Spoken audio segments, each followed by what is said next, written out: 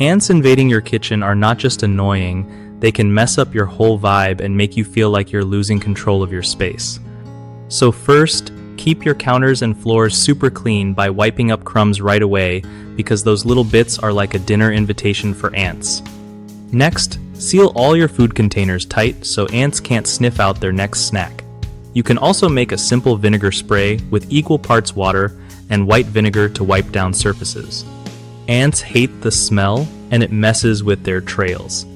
If you spot ant trails, putting out ant bait stations helps because the ants carry that poison back to the colony, which can stop the problem at the source.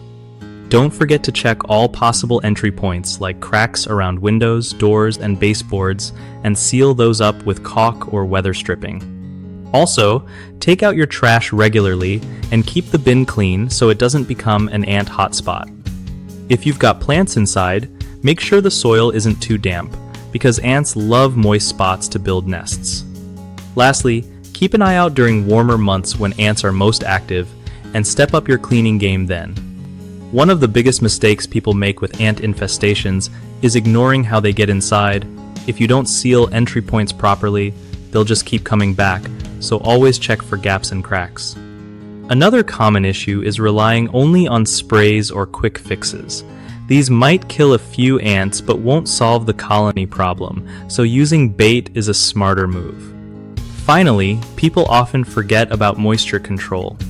Ants love damp areas, so fixing leaks and not overwatering plants can really help keep them away.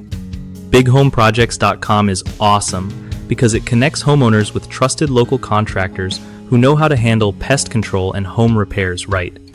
Plus, if you're a contractor, it's a great way to find new jobs from people who really need your skills.